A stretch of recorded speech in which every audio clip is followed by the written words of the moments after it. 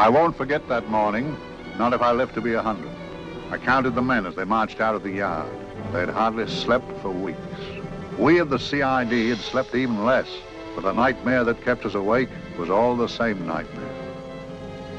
That's why we weren't surprised when the commissioner asked us up to the conference room for a bit of a talk.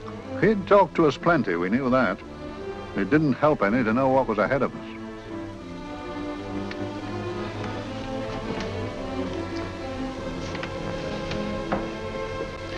Must we have that window open, Gregson? Oh, shut it if you want to.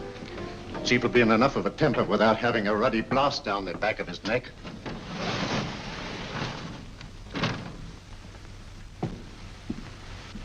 Gentlemen, the commissioner. Stuffy in here. Be seated, won't you? Gentlemen, if you wish to know what able men you are, read any of the works of popular fiction that glamorize your achievements, but don't, I beg of you, read the daily papers. They might give you an inferiority complex. I hate to mention it, but we're confronted with a series of the most atrocious murders since Jack the Ripper. And in the meantime, the CID might as well be playing at shove-hate-me for all the good we've accomplished. Now look. Here, here, and here. Each of these red flags scattered through the city stands for a woman brutally murdered, a woman's terror, a woman's death agony. These are no ordinary crimes. These are the works of a fiend who kills first and mutilates afterwards. A ghoul who hacks off a part of his victim body and carries it away with him, a loathsome souvenir of his butchery. 3 women murdered so far, and you haven't turned in one clue. You haven't given me one lead. Here you sit and wait for news of the 4th victim, with your arms folded.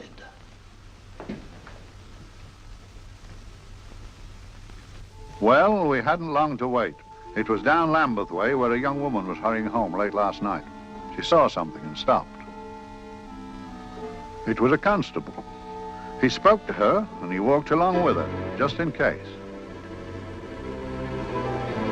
He saw her go down the stairway to the basement lodging where she lived. We can only surmise what happened after that.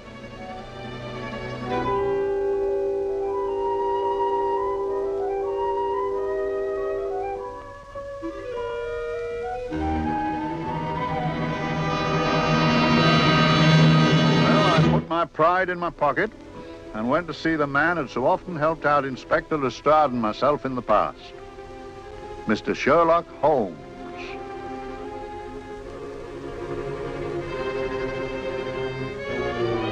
If ever a man needed help, I did.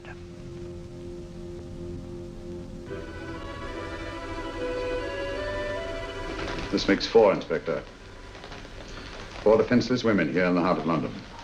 And everyone with the right forefinger hacked off. Not hacked, Inspector Gregson. Cleanly, expertly severed. The work of a skilled surgeon. That's our only clue. Much about the age of my sister's girl. Is there no way of stopping this, Mr. Holmes? Yes. There's a way, somehow. The fiend that did this. I promise. I promise. We've nothing to go on, that's the rotten part of it. We can't get far without knowing the motive. Well, at least we know what the motives were not. It wasn't robbery, nor passion, thanks be, nor yet vengeance. Because they all came of totally unrelated families. Steady, Inspector, steady. Sorry, Mr. Holmes.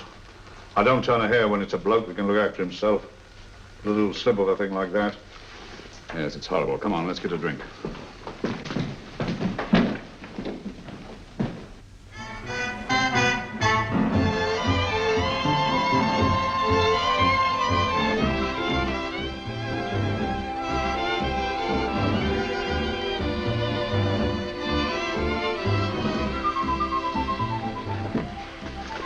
Good evening, Mr. Holmes. Good evening, Vincent. Whiskey and soda, please, and a double for my friend here, Inspector Gregson. There you go, sir. Make mine Irish. Decent of you to give me a hand with this thing, Mr. Holmes. Always a pleasure to be of help to Scotland Yard, Inspector. Little out of my line, looking for a maniac who murders just for the fun of the thing. perhaps just to get a human finger. In all 4 cases, the murderer risked capture by stopping to secure a finger. What about 4? Who knows? He's just a madman. Perhaps there's method in his madness. If we could just trace those missing fingers. If we could just trace the English Channel, we might find a penny. Huh? Oh, thank you. You may keep those, Mr. Holmes. Thank you.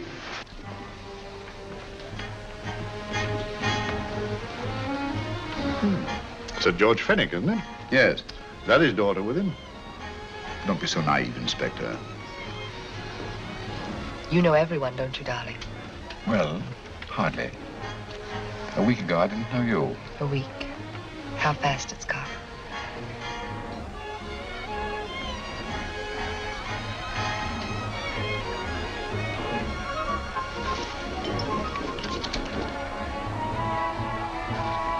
I collect these things.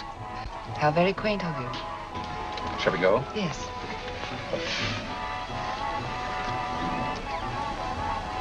What are you looking at, Mr. Holmes? Looking at a very handsome woman. Not fond of the purple, but giving an excellent imitation. Would you like to come to my flat for a nightcap? Lovely idea. Yes, isn't it?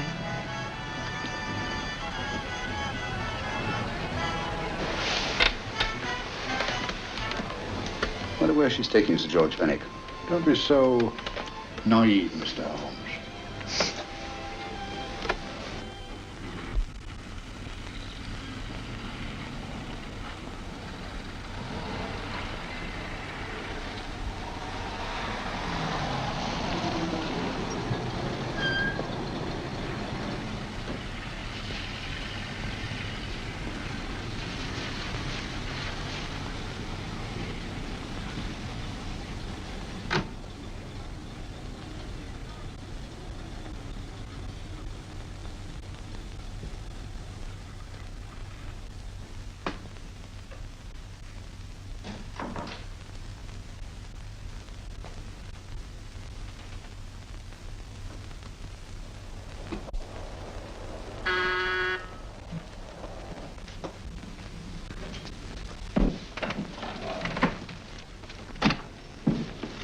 Good evening, Mum. Hello, Grandon. Any messages? No, Mum.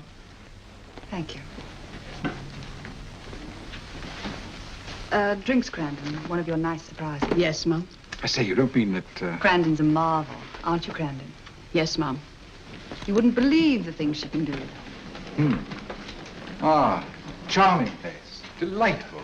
Really? You think so? I'm so glad. Do sit down. Do you mind? Do I mind? What a question. I don't mind anything, really. Except not being with you. Now, you really don't want me to believe that, do you? Not too seriously. Good. We're both quite grown up, aren't we? Quite.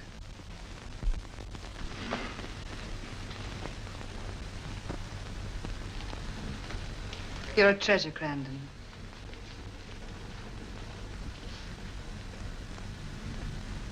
And lower the lights a little as you leave.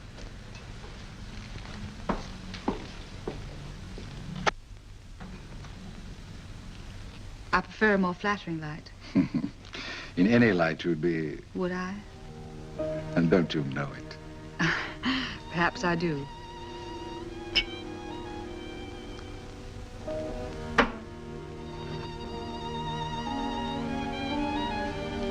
Oh, that priceless woman.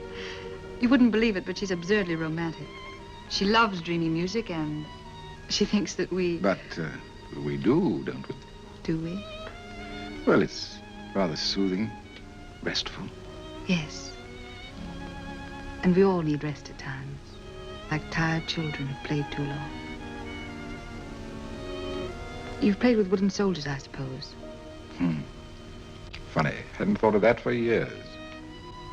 Toy boats were my special joy. Anything I could set afloat anywhere. Like this, and this. Toy boats sailing into the Never Never Land. The land of beautiful dreams. Look. Look, odd, isn't it, how the light is reflected? Little specks of light that move and move, like stars on a slowly moving stream. You know, Holmes, I'm very sensitive to atmosphere. No? Yes, I can tell by the feel of this room there's been a murder committed here. It may interest you to know, my dear fellow, it was the other side of that door at the foot of the stairs that the poor girl was murdered. If only I could find it. Find what? The one thing these unfortunate victims have in common that might give us a motive for these murders. There must be something. Another Jack the Ripper, if you ask me, a homicidal maniac. No, Watson. In the case of Jack the Ripper, there was one thing in common. His victims were all from one walk of life, living in the same section of the city. In this case, the murderer chooses his victims from all walks of life and from different sections of the city. No, my dear fellow, this is not the work of a homicidal maniac. It's something infinitely more sinister. You mean the creeps? What on earth are you talking about? Watson, I'm convinced that these murders are only incidental to some larger and more diabolical scheme. That may be, but why the severed fingers? The answer to that question, my dear fellow, is our only hope of solving these mysteries. Dear sister, I am so happy. I had such a lovely holiday at Brighton with you and Alf. And I'm looking forward to being with you again. Poor little thing. Sort of raises a lump in your throat. I can picture her sitting here happily writing this letter. And I'm not bit realizing that she's shortly going to her death. Hello? Gregson. Oh, there you are, Mr. Holmes. I've been looking for you everywhere. What's happened? Murder in Edgware Road, not half an hour ago. Woman? Yes. And the right forefinger cut off clean.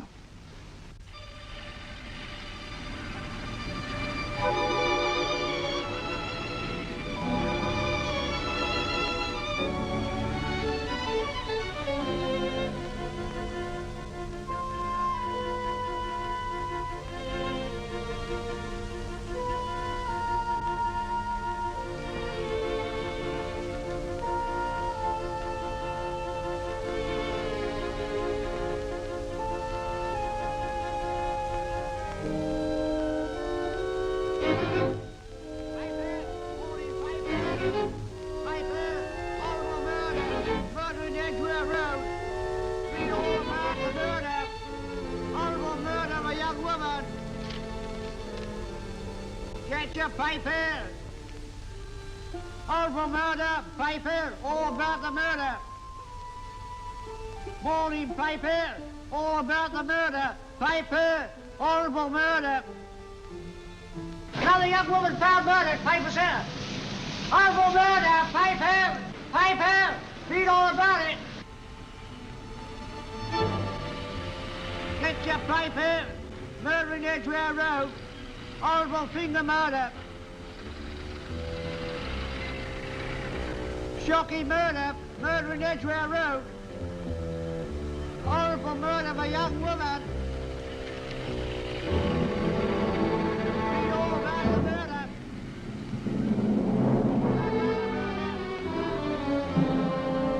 Only fancy, Mum. There's been another of those horrible murders. Dear, dear, how shocking. Yes, Mum. I really don't feel quite safe here myself. Oh, dear.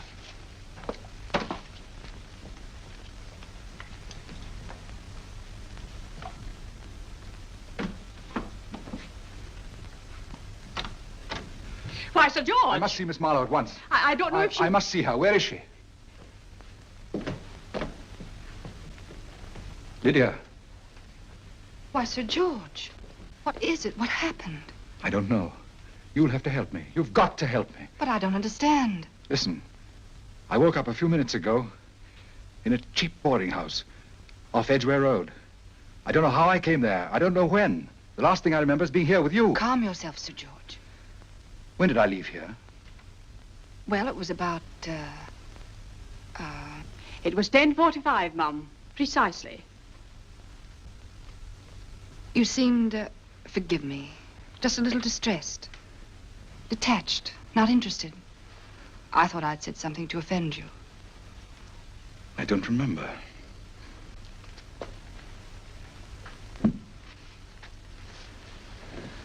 I can't remember. Tell me, has this happened to you before? Before? Well, there is such a thing as amnesia, you know. If it was 10:45 when I left you, it was 9 this morning when I woke. Over 10 hours lost. 10 hours that I can't account for. And in my pocket, when I woke, I found... Here, in my pocket. That isn't... Oh, it's not for you, of course. It can't be. Excuse me, Mum, but there's a man asking to see the gentleman. Send him away. Yes, Mum. No, please. I'll see him.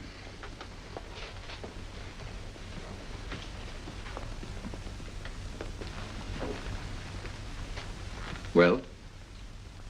Delightful room. Not much like the place you woke up in this morning. You followed me here? Yes. Are you a detective? Oh, no. Quite the contrary. Don't be afraid, Sir George.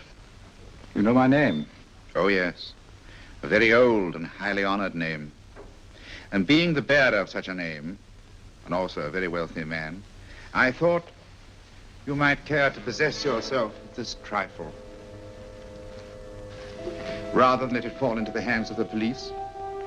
It is yours, if I'm not mistaken. The initials, GF. Where did you get this? It came out of your pocket. I saw it fall, but you never noticed.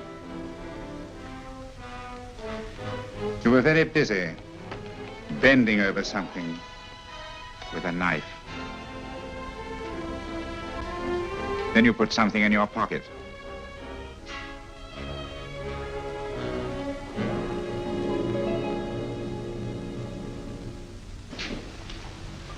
Come along, Holmes, come along, come along. How many more times must I tell you? You're missing a treat. This is delicious. Little jam tarts to follow. Aren't you tempted? You and your flesh pots. They tell me that fish is good for the brains. Brains haven't any. You realize that a whole day and a night have gone by since that bestial affair in Edgware Road? I'm as much in the dark as ever.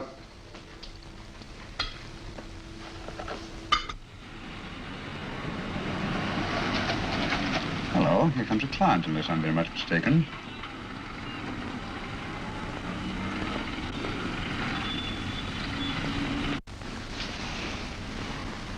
Hello, attractive. Very attractive.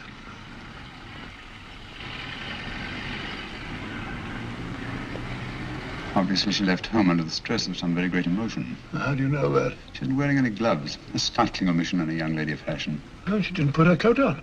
Open car, too.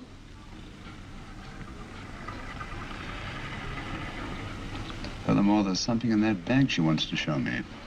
What makes you say that? The bag doesn't match her dress, indicating it was picked for size rather than style, to accommodate some bulky object. You amaze me, Holmes. What do you mention, my dear fellow?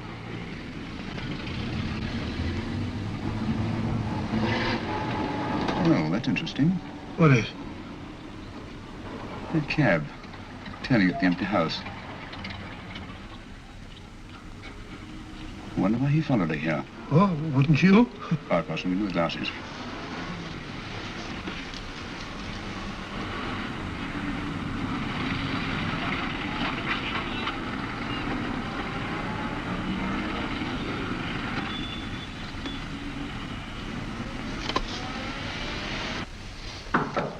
Oh, we shall soon know. Yes, Mrs. Hudson? It's a young lady, sir. Most urgent. Ask her to come in. Go right in, miss. Mr. Holmes? Yes, this is my friend, Dr. Watson. How do you do? How do you do? Mr. Holmes, you must excuse me, please. Yes, well, won't you sit down? Come along. May I? It's quite all right. Thank you.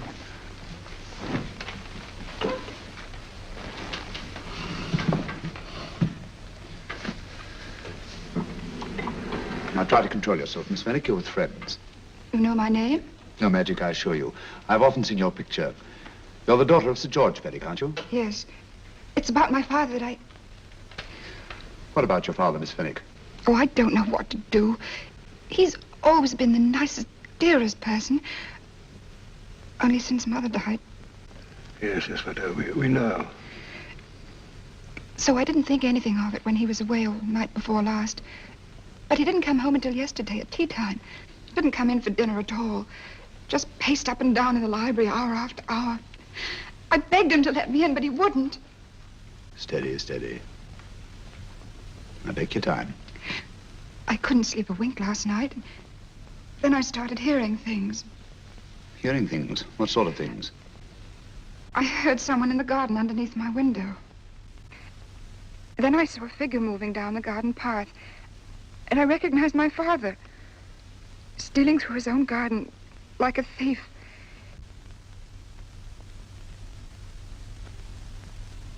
He had a spade in his hand, and he stopped by the greenhouse where he started to dig. This morning, at daybreak, I stole out into the garden and I found this.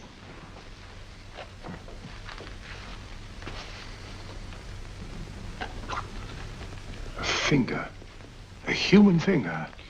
Bring up Scotland Yard, will you, Watson? Ask them to get hold of Inspector Gregson and tell him to meet us at once at George Finnick's house, Kingston. Operator, get me Scotland Yard quick.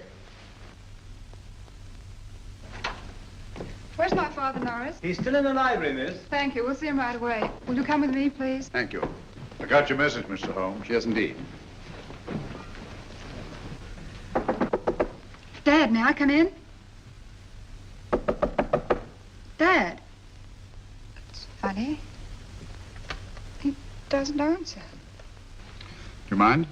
Please do. Thank you. Watson, quick. Oh, Come on, no, my dear. no, no. Take charge, Miss Finnick, please. Sorry, sir. No, miss, please. Please come along with me.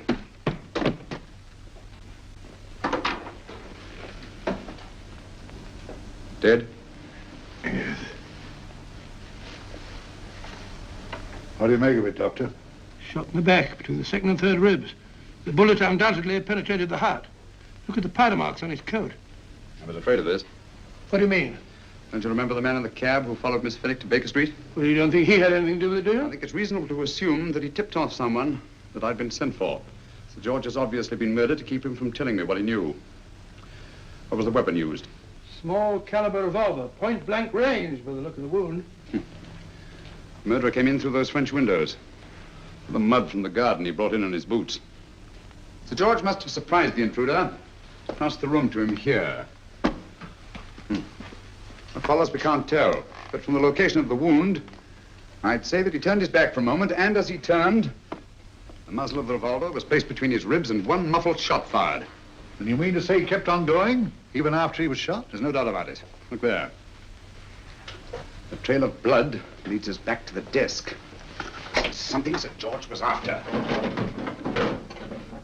Something. I know. He was trying to summon help, poor chap. I don't think so, Watson. There's the bell pull by the fireplace. No, you'll notice from the trail of blood that Sir George made straight for this desk here. I wonder, there was something he was desperately anxious to get. Hello. His right hand's clenched. That's perfectly natural. Death agony. The left hand lies open. Why only one hand clenched in the death agony? The right hand, the hand nearest the desk. Please note that. If Sir George took something off this desk, something so important that he spilled his last drop of blood to get it, I want to know what it is.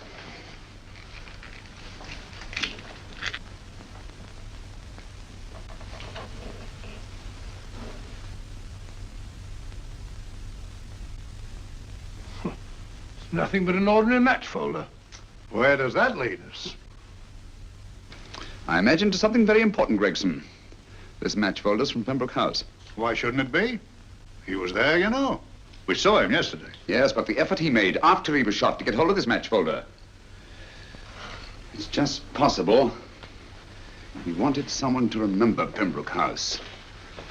He may have wished to recall it to someone who saw him there. Someone who, like ourselves, saw him with a woman.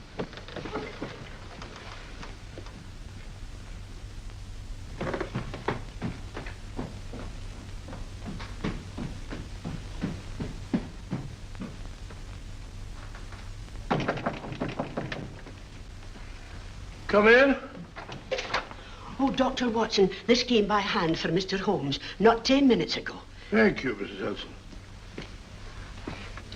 That would be the report from Sir George's bank. Report from Sir George. Oh, really? Don't you remember his daughter told us that he'd just closed his account? Had it looked into at once.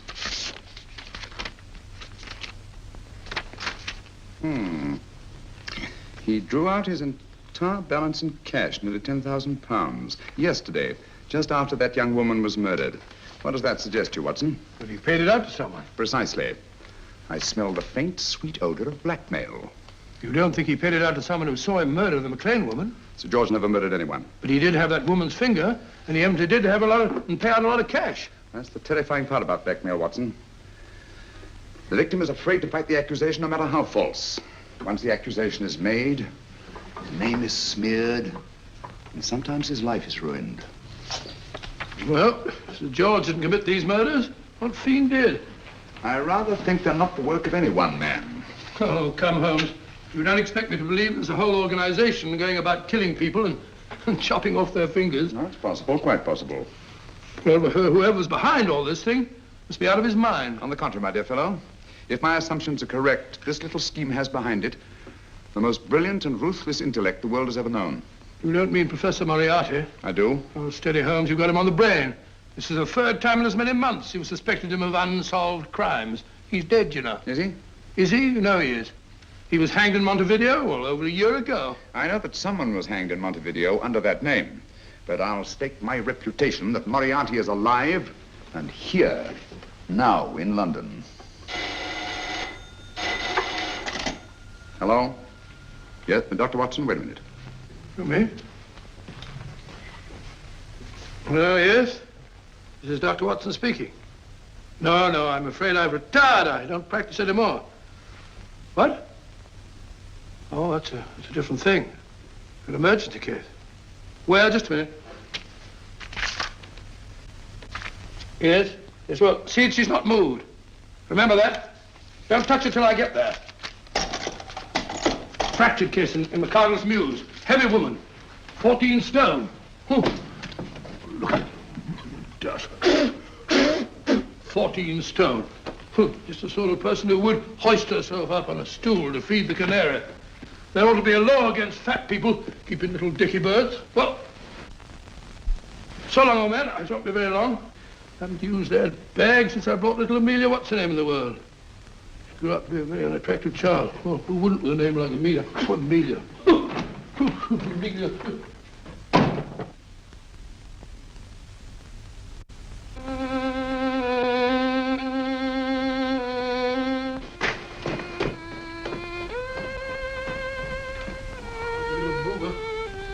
People are so stupid about accidents.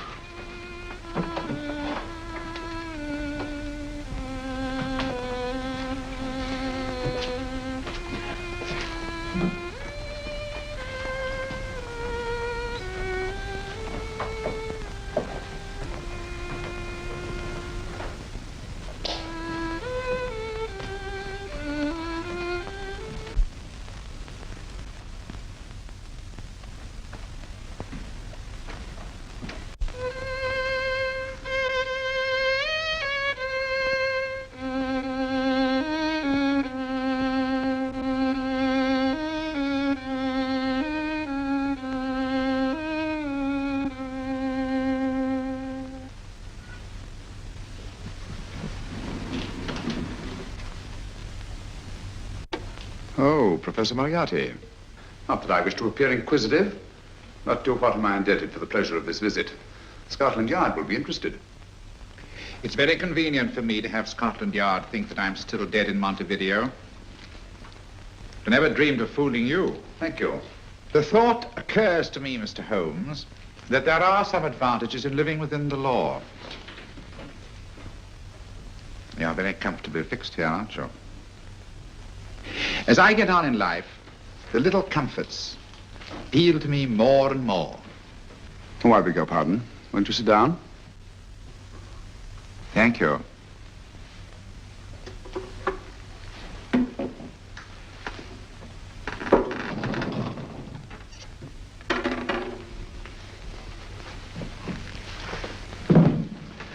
And now, Professor Moriarty, what can I do for you? Everything that I have to say to you has already crossed your mind. And my answer has no doubt crossed yours. Yes, final? What do you think? I shall not rest until you are hanged for the finger murders. You've no proof, you know. No, not a shred. But I have you. I could turn you over to the police here and now. You could. But if you did, you'd never see Dr. Watson again. Oh, the telephone call.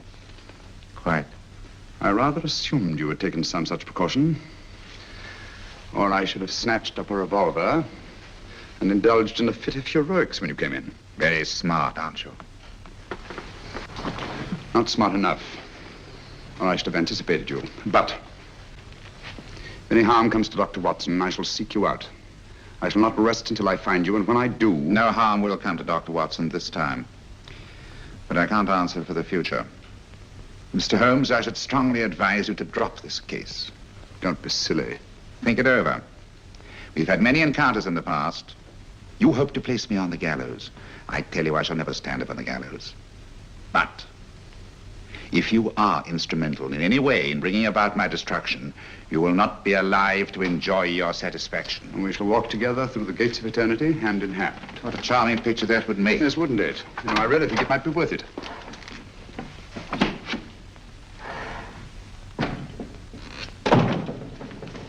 Shoelaces, Governor? Tuppence a pair.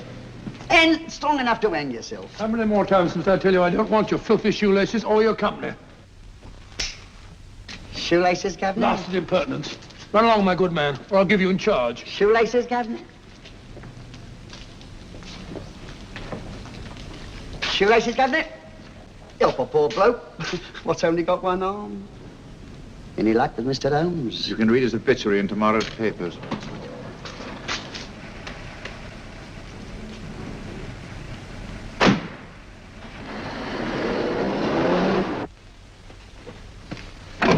Oh, there you are, Watson. Come in. I was, just going out to look for you. Look for me what for? Suppose you don't think I know my way about. Well, you're right, I don't. Blast all practical jokers anyhow. Know where I've been? On a wild goose chase. Exactly. There's no such number in McCardle's Muse. Some fool's idea of a joke. Did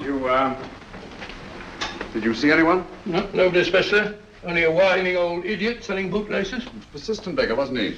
Stuck to you like grim death. Huh? How do you know? And finally left you for someone who looked like better pickings.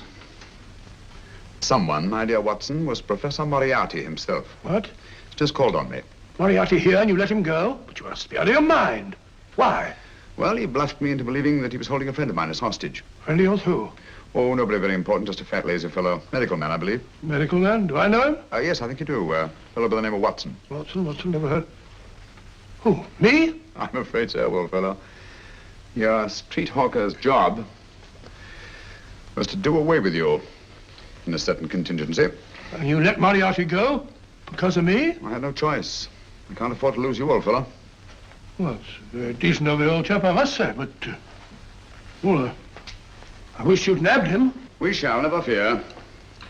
I know the motive for the finger murders. All I have to find out now is the method used with the blackmail victims. Method?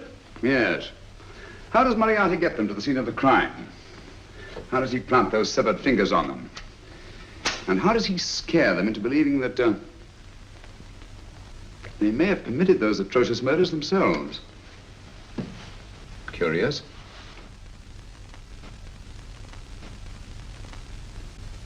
Very curious. Huh? Curious? What's curious? That window in the empty house across the street. First floor front. Huh? What's wrong with it? It's open. Well, shouldn't it be open? Well, it wasn't open half an hour ago. I'll stake my life on that. Well, it's not our business. Let it stay open. I wonder if you'd go over, old fellow, and see what's the matter. Oh, trespassing. Against the law. Very well, I'll go myself. Oh, well, if you're going to put it like that, ridiculous waste of time. Going about shutting windows at this hour of the night. Yeah, you better take this torch. Well, take what? Dignified job for a doctor. Dr. Watson, the torchbearer. And what do you propose to do? Sit in a comfortable chair, I suppose, and read a good book? That's a very good idea. Yes, very good idea. While I play night watchman, you have a nice read. Mm-hmm. Good night, have a good time. Have a good time, what do you mean, have a good...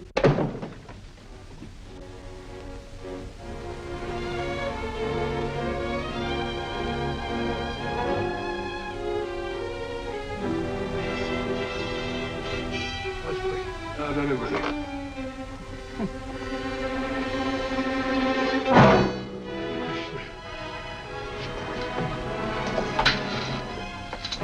What on earth's it for? Oh! Umbrella stand. Pretty little thing to keep about the house. Must have been a pet.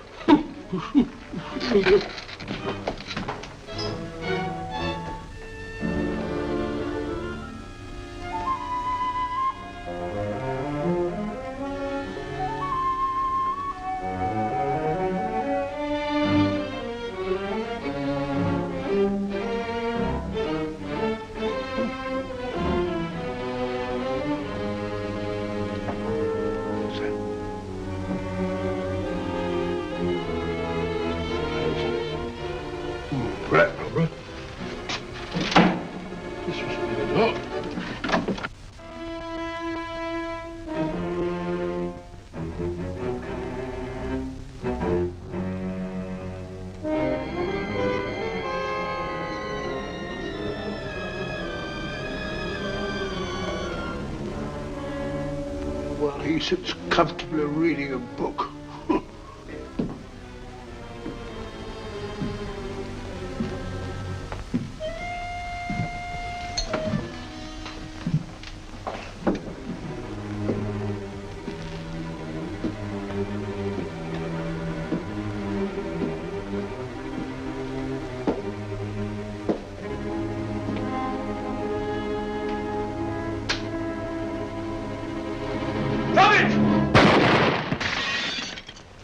He killed Holmes! He killed Sherlock! Watson. You? But I saw him shoot you a second ago. Not me, my dear fellow.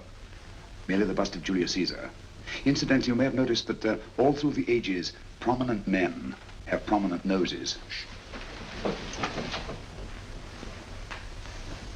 Oh, I'm afraid we're in for terrible trouble again with Mrs. Hudson. Windows smashed, plaster all over the floor. Get up, you. Corporal Williams, Middlesex Regiment.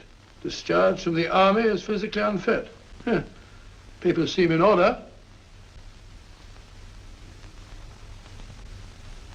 Now, Corporal Williams, you've seen service in the Far East, haven't you?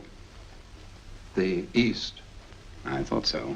Look at his complexion, Watson. Yellow as saffron. He's been taking atabrine. Cure for malaria. Sniper, aren't you? Sniper. Why did you try to kill me? I had to kill him. I had to. Oh, snap out of it. Stop it, Watson. He's shamming. No, he isn't. Who told you to kill me? She told me. She told you? She told me I couldn't miss. Well, luckily you did miss, you murderer. She isn't a murderer, Watson. Listen, Corporal Williams. She told you you had to do it, didn't she? I had to do it. I've got it, Watson, I've got it. Got what? The method used in the finger murders. Well, what is it? Hypnotism, my dear fellow, hypnotism. And it wasn't against his nature, that's the devilish part of it. They picked a man for their purpose whose job was sniping. Who are they? Professor Moriarty and his finger murderers. Williams spoke of a woman. I think you'll find that she asked him home tonight for a drink.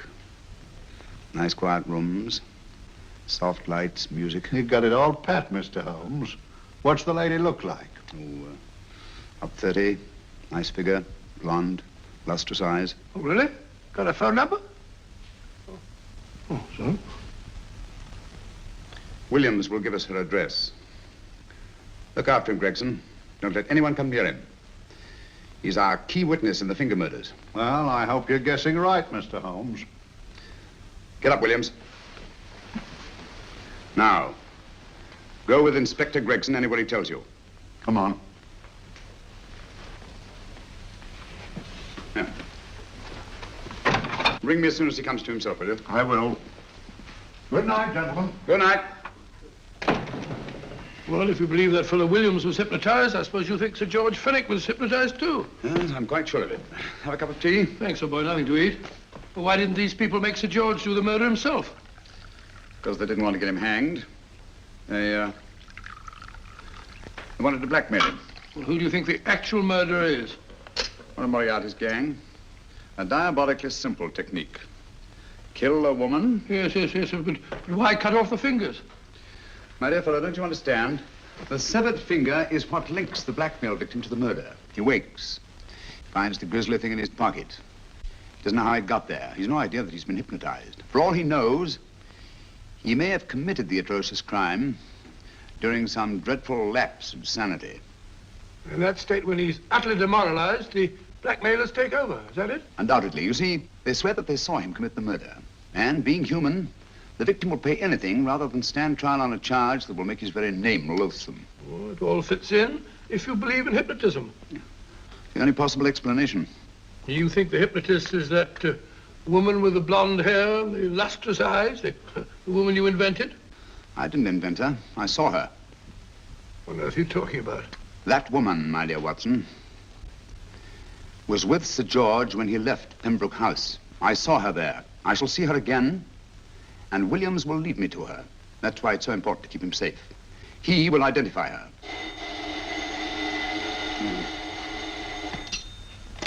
Hello? Yes? Inspector Gregson? What? Well, get every constable in the district. Yes, I'll be over at once. What's happened, Holmes? Williams is missing. Great Scott! Come on.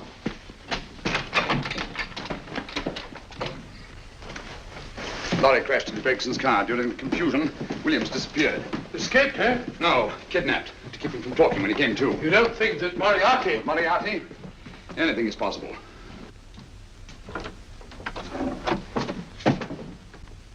Williams! Dead. You see? Anything is possible.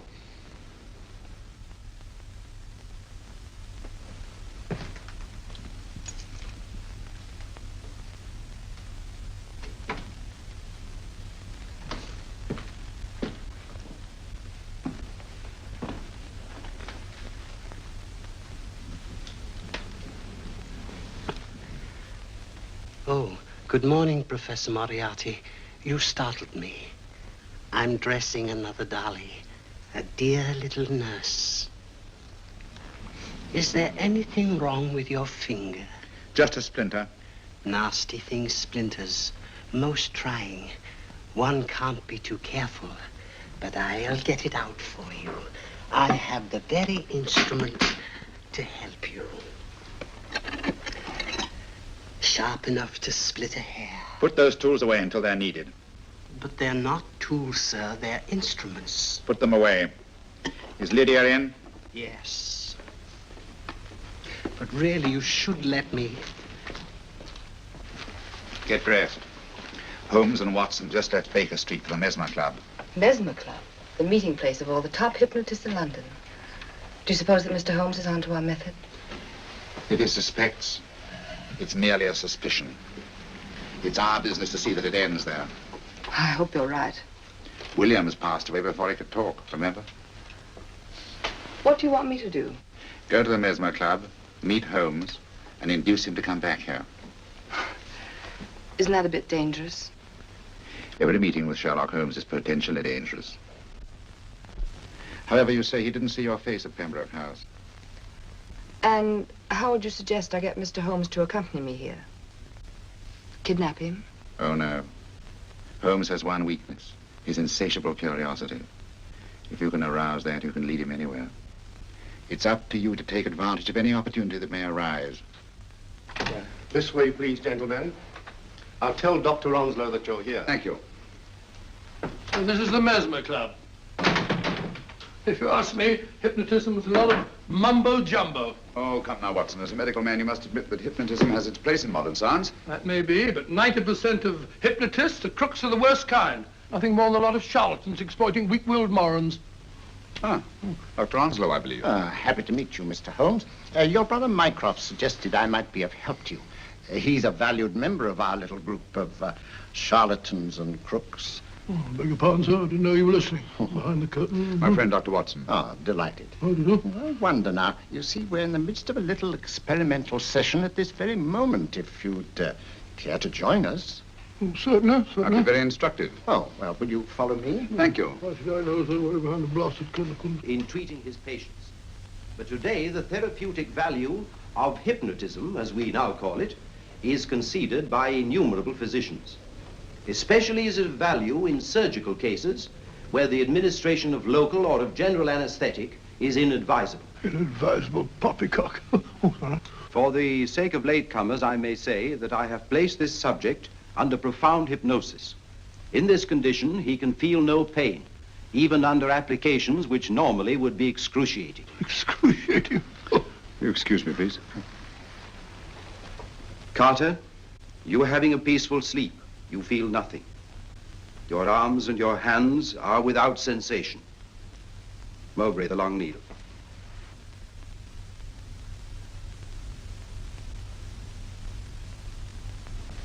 Carter, give me your right hand.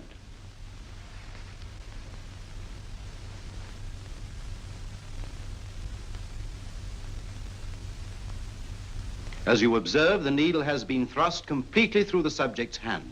No feeling, no pain. This lack of feeling is the one infallible test of profound hypnosis. Nonsense. Fellow's full of drugs. Well, isn't he? Definitely not, Doctor. Wake up, Carter, wake up. You feel well and rested, remember. No pain anywhere. Wake up, wake up. I say, when are you going to begin? All through, Carter. Stand up. This way, sir. And, are these all the people that come here? Oh, no. Others keep dropping in all the time. I suppose it's all right for those who believe in it, but of course, I'm a professional man myself. Then you don't believe in hypnotism, Dr. Watson? Oh, I don't deny that there are certain types of hysterical, feeble-minded people who go on if you point your finger at them. But anyone with an ounce of character... How right you are. You see right through our little artifices, don't you, Doctor? Right through, my dear sir. Right through. Right so. But with the feeble-minded, as you say... excuse us, Mr. Holmes. Certainly. Step over here, won't you? Certainly, sir. Anything to oblige. Let me show you how easily we charlatans take advantage of them. Now, sit down, Doctor. Now, we set a thing like this in motion. It's wonderful, the attraction on the feeble-minded, of course. The continuous motion, if they just let themselves follow it. Of course, you could stare at it till doomsday, Dr. Watson, with no effect at all. Still, it might make you a little drowsy, like the white ribbon of road at night when you're driving. The rhythm is smooth, unbroken, and the road goes on and on, round and round, always the same, winding and winding. And you're drowsy, you're tired. Let the road come into you, as it were. The long road, the smooth road, the road to sleep. Sleep.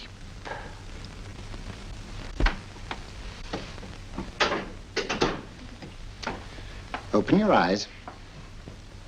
Stand up. Turn around. And now, Dr. Watson, you're on a holiday in Scotland. The country is amazingly beautiful. We're coming to a stream. It isn't deep. Better take your shoes and socks off.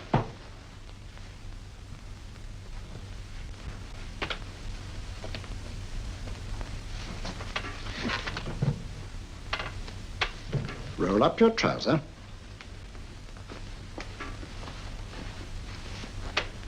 That will do. The other leg is waterproof. Turn around. Mind the pebbles.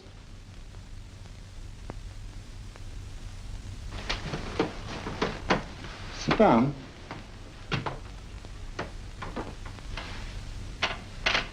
Wake up now.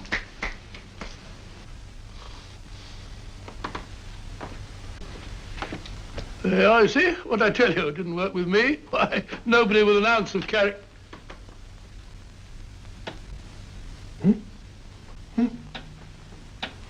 I think you'll need these.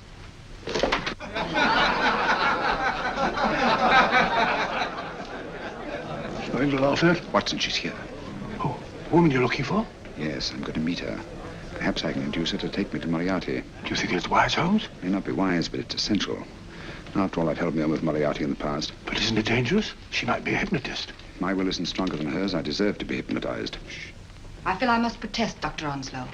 I was told this was a gathering of serious students of a great science, and I find myself in a company of buffoons. Oh, my dear madam. Elliot's and Esdale Braid. Were those men martyrs for the truth? That you may laugh over your childish, cruel tricks? I must say I'm in complete agreement with you, madam. This was most unnecessary performance, Dr. Onslow. Beg your pardon, sir. My name is Holmes, Sherlock Holmes. At your service, madam. Thank you, Mr. Holmes. I'm afraid I've created a rather embarrassing situation. But you see, I'm interested in the serious study of hypnotism. So am I, too. Perhaps we have something in common, Mr. Holmes. Perhaps we have. Would you join me for a cocktail at Pembroke House? I should be delighted. Good.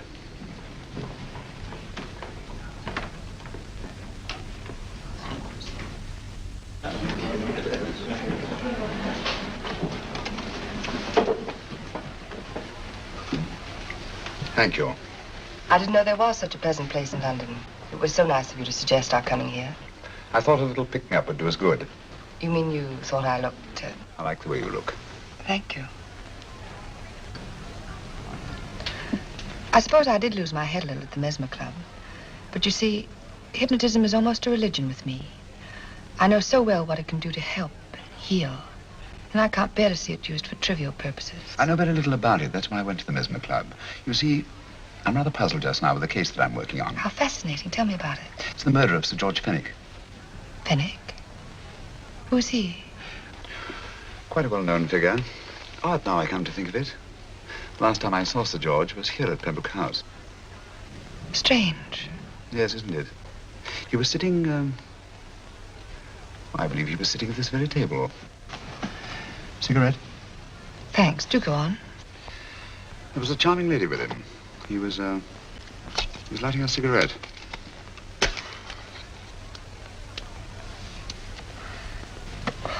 Charming.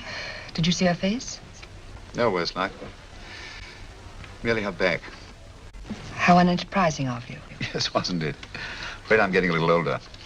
I shouldn't say so. That's nice of you. Still, the first time in my life I've got hold of a case that's beyond me. I'm actually losing sleep over it. You know, Mr. Holmes, I believe I could help you. Really? I should be very grateful. You're amused. Oh, merely skeptical. How would you go about it? I've used hypnotism more than once in healing. Not for profit. I'm not a professional. But I do think I could help you. If you'd care to... I can't think of a pleasanter experience.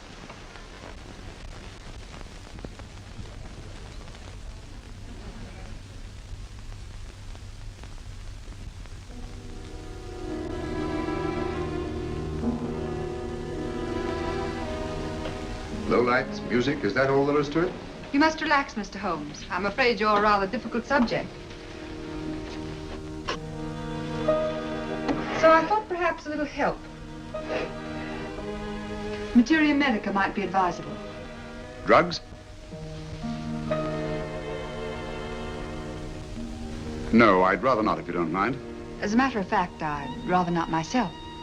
But Schrenk-Notzing he practiced in Munich, you know. Believed it the best means for difficult subjects. Do you mind? Well, as a matter of fact, I don't approve of sedatives. Just as you wish.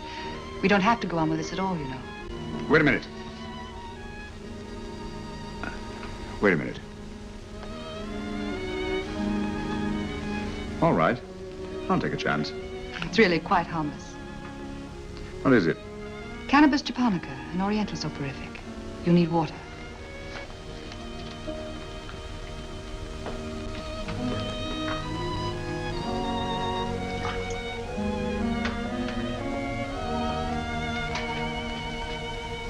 Thank you. Now sit down, Mr. Holmes. You'll feel yourself growing drowsy. Don't fight it. Give in to it. Because you do want to sleep, you know. Just fix your eyes on this one white flower floating on the water. Empty your mind of every other thought. Follow the motion of the water. So smooth, not a ripple. Waters of forgetfulness. Steady, deep, strong. Strange, isn't it? How the light is reflected. Little specks of light that move and move.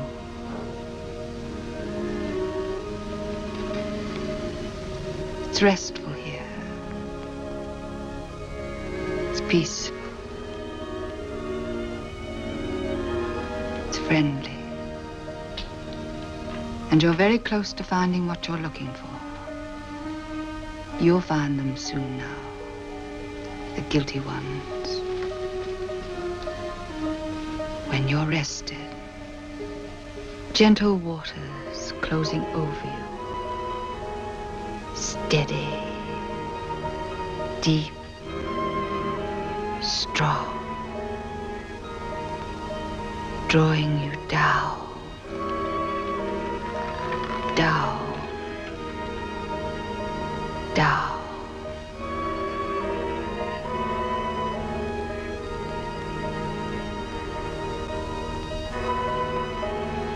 Sleep. Sleep. Sleep.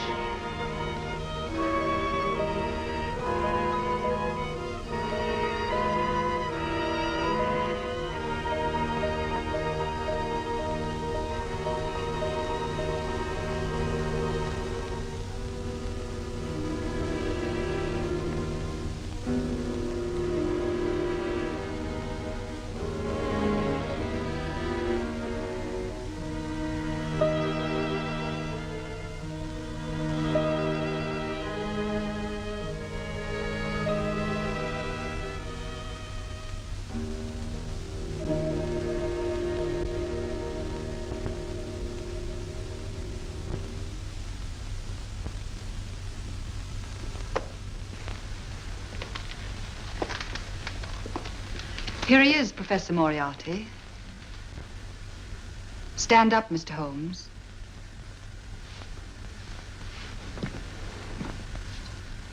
Open your eyes. Face this way. Are you satisfied? We are dealing with a clever man. He may be shamming. There's just one infallible test for profound hypnosis. You ready, Dr. Simnel?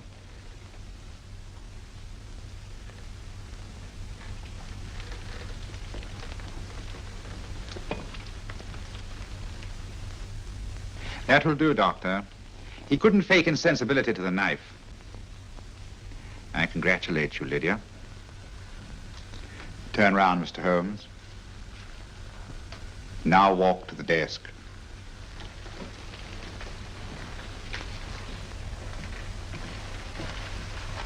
Sit down.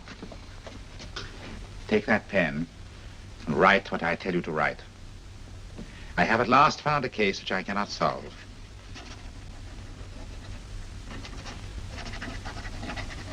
I have outlived my usefulness. Therefore, I have decided to end my life.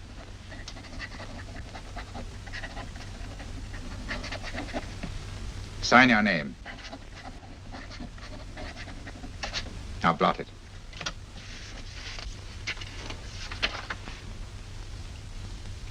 Fold it up and put it in your pocket. Come, Mr. Sherlock Holmes. Go out onto the terrace. But it won't look like suicide, sir. I'm sorry, but Mr. Holmes' injuries must all be self-inflicted. Let's walk a little, Mr. Holmes. It's so pleasant here in the garden.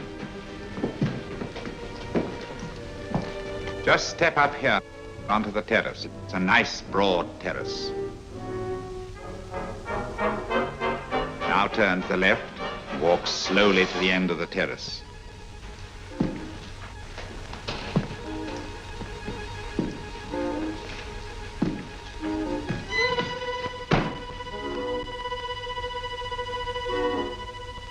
Don't stop. You must walk to the end, you know. The end leads to an open doorway. You can pass through it in perfect safety. In the room beyond the doorway, you'll find what you've been looking for. Must you drag this on? This is the moment I've been anticipating for a long time, my dear. Go on, Mr. Holmes.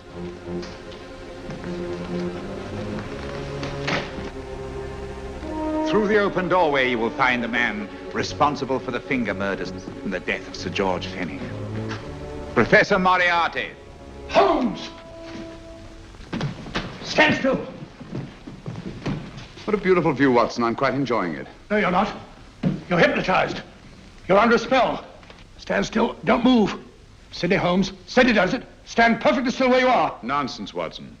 You don't know what you're doing. Of course I know what I'm doing. You mean you're not hypnotized? Certainly not. Then get off the wall, you idiot. Oh, look out! Holmes! What were you doing out there? Holding the fort until you arrived. What kept you? Well, I ran into a spot of trouble on my way to Scotland Yard. I was arrested for exceeding the speed limit. Your luck seems to hold, Mr. Holmes. Well, I'd hardly call it luck, Professor. You see, I substituted a drug of my own for the one that this dear lady pressed on me. You are clever, aren't you? A drug that, although it leaves the subject conscious, renders him quite insensitive to pain. That accounted for my lack of reaction to Dr. Simnel's knife. Well, Gregson, quite an impressive haul. Even Inspector Lestrade himself couldn't have done any better. Thanks, Mr. Holmes. Take him away. All right, put her in the van. I was right, Mr. Holmes. You are a difficult subject. Thank you.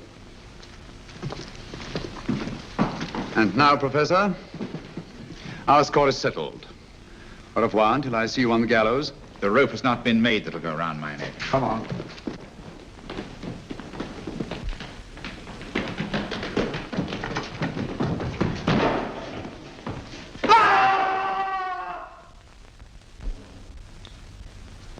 I'll take care of things, Mr. Holmes. Thank you, Inspector. Come on. An evil man, Holmes, but what a horrible death. Better than he deserved. What are you thinking of? I'm thinking of all the women who can come and go in safety in the streets of London tonight. The stars keep watching their heavens. And in our own little way, we too, old friend, are privileged to watch over our city.